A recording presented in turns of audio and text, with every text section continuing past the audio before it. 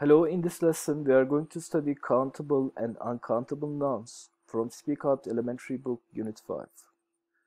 At the end of the lesson you will be able to recognize, understand, and explain the difference between countable and uncountable nouns and use them correctly in a sentence. First, let's look at count nouns. Count nouns have two forms. They can be singular or plural. As you see in the example here, a pen, one pen, we usually use the articles a or n before singular count nouns. And their plural forms, remember, we add s at the end of that noun. Pens, you can use numbers like 3 pens, 4 pens, 5 pens, or quantifier some pens. At this point, let's remember the use of the article a or n. The choice of a or n is about the letter. I mean, if the first letter is a consonant letter, like F, like T, like P, like S, we use a. I have a friend. But if it is a vowel letter like I, like O, we have to use n. I have an idea. Look at this example. I want a mobile phone. Okay. Our first letter is a consonant letter, M, then we use a.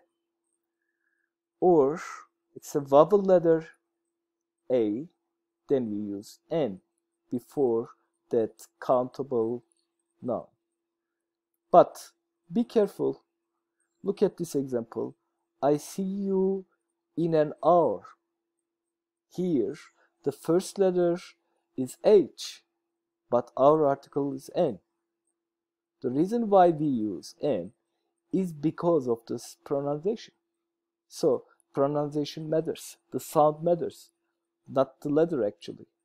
We pronounce R. We don't say har or something. So, when I say R, it's a vowel sound. So, we use N. But here, this is a happy day. Again, our letter is a consonant letter. And the pronunciation is also consonant, like happy. So we use a. Let's do a practice now. Look at this noun, holiday. Holiday, the letter is, both the letter and the pronunciation is consonant. So we use a, holiday. Summer holiday, here it is s, which is consonant. We use a again. Now be careful. The first letter of this adjective is a vowel letter, but the pronunciation is consonant, like unique. So it is a again. Here, the first letter is again U, but the pronunciation is vowel, like unhappy. Then we use N. Okay. So as for non-count nouns, first of all, non-count nouns, uncountable nouns, are always singular. Water, some water. So we don't use a or n. We don't say waters or something. But you can use quantifiers, of course, like some water. Okay? They are always singular. No a, no one, and no plural form. Now look at this example. Which is the noun in this sentence? I love to read magazines. Yes, magazines is our noun. Is it count or non-count? Yeah, it's a count noun. As you can see, S here at the end of the noun. Okay, it signals it's plural count noun. I love grammar. Our noun is grammar. Yes. Can you see a, n, or s at the end of the noun? No. So it's a non-count noun. Okay. We love to see movies. Our noun is, movies. It's a plural count noun, right? Now be careful. I need some new furniture. Some is a quantifier. We use some for both count and uncount nouns. But look at the noun, furniture. If it is a countable noun, we have to use s here, right? Because of the quantifier some. But there is no s. So it's a non-count noun. Why is furniture is non-count? Let me explain. Its furniture is an umbrella term like fruit. What is an umbrella term? Okay. It covers the whole. Look, grapes, bananas, apples, oranges, we can count them. You can say a grape, a banana, or bananas, an apple, or apples. These are countable nouns, but fruit is not, because it covers the whole. These are the individual parts. So furniture is an umbrella term. Sofa, table, chair, these are pieces of furniture, but furniture shows the whole.